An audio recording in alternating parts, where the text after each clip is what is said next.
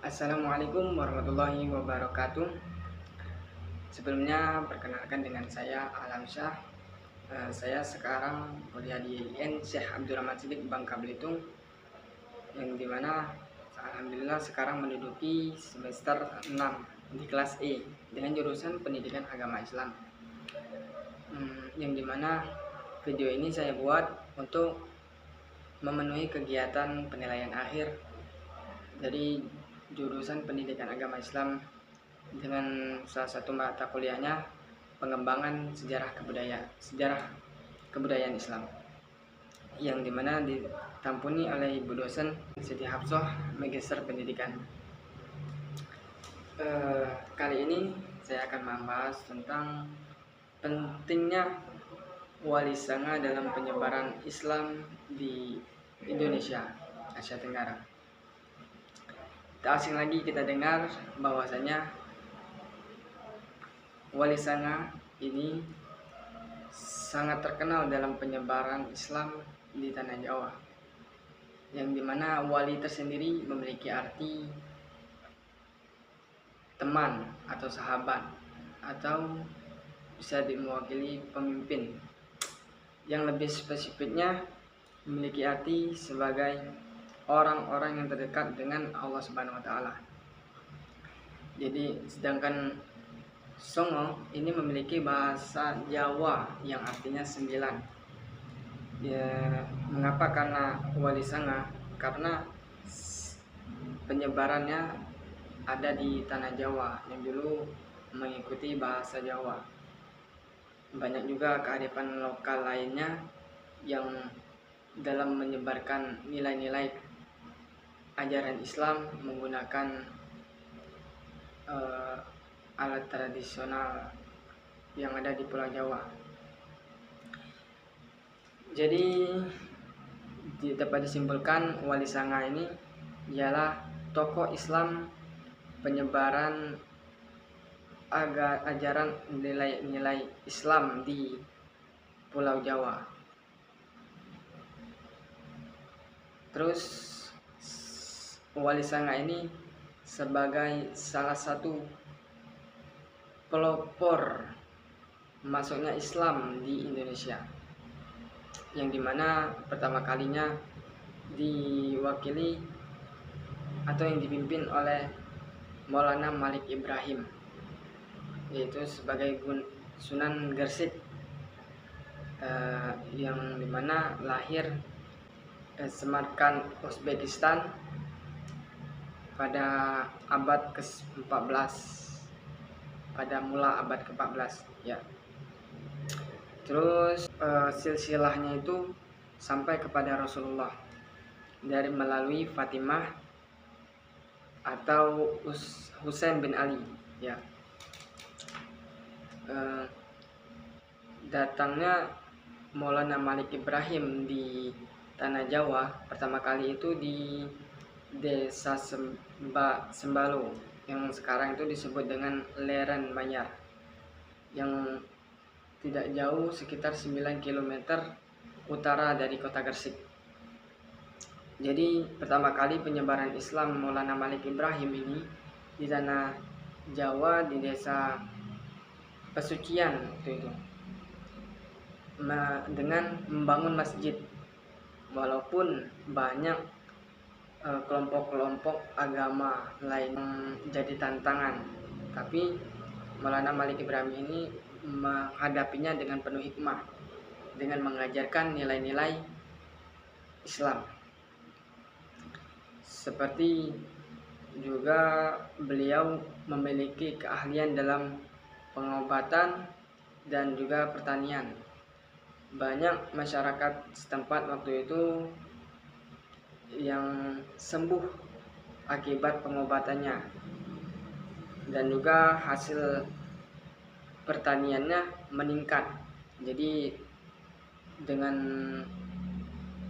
kepribadiannya itu yang baik hati, banyak masyarakat setempat yang tertarik dengan ajaran yang Maulana Malik Ibrahim Sunan Gresik ajarkan.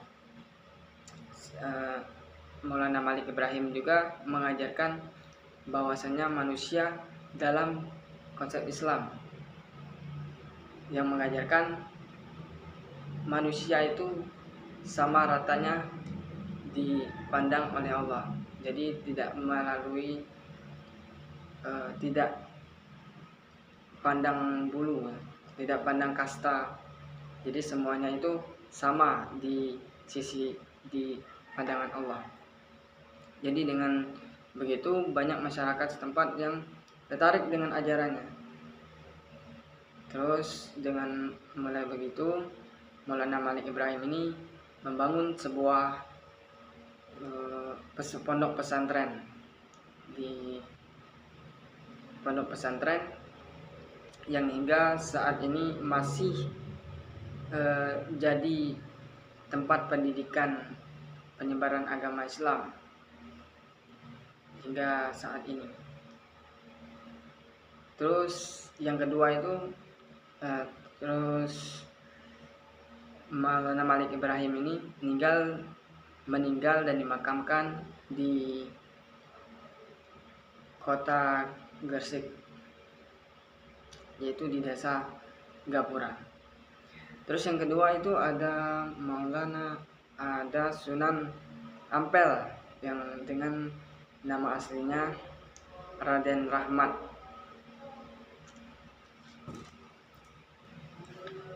Terus yang ketiga itu ada Sunan Ampel kedua. Terus yang ketiga ada Sunan Bonang yang dimana dengan nama aslinya Raden Maulana Maktum Ibrahim. Terus yang keempat itu ada Sunan Derajat dengan nama aslinya Raden Qasim. Terus yang kelima ada Sunan Kudus dengan Ja'far Shadiq, yang dimana dalam penyampaian dakwahnya sangat dalam menyampaikan dakwahnya dengan mengembangkan seni dan keterampilannya di tanah Jawa Tengah. Dalam menyebarkan dakwahnya, Sunan Kudus ini tidak boleh menyembelih hewan kurban berupa sapi dan kambing di tanah Jawa, karena waktu itu masih banyaknya penganut agama Buddha dan Hindu. Jadi menghormati agama lain dengan menggantikannya dengan kerbau. Mungkin dan hingga berlaku hingga saat ini. Terus ada Sunan Gunung Jati, Sunan Kalijaga, yaitu dengan Raden Mas Syahid. Ini menekankan penting dalam kearifan lokalnya, dan juga menggunakan bahasa Jawa dalam menyebarkan dakwahnya. Terus ada Sunan Muria, yaitu anak dari Sunan Kalijaga itu sendiri, yang mengikuti cara penyebarannya menggunakan teknik ayahnya sendiri, yaitu dengan menggunakan kearifan lokal seperti wayang dan segalanya. Terus ada yang ke-8 Sunan Gunung Jati Syarif Hidayatullah, dan 9 ada Sunan Giri, yaitu Sultan Abdul Fatih, dengan penyampaiannya melalui nyanyi-nyanyian, permainan anak-anak seperti nyanyiannya itu lir-ilir, terus dakwah cublak suweng. Jadi itulah nama-nama 9 wali sanga yang berperan penting pelopor masuknya agama Islam di Indonesia.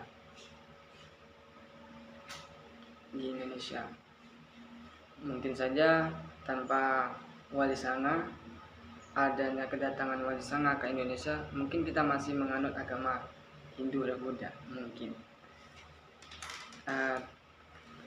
Mungkin hanya itu yang dapat saya sampaikan melalui peran penting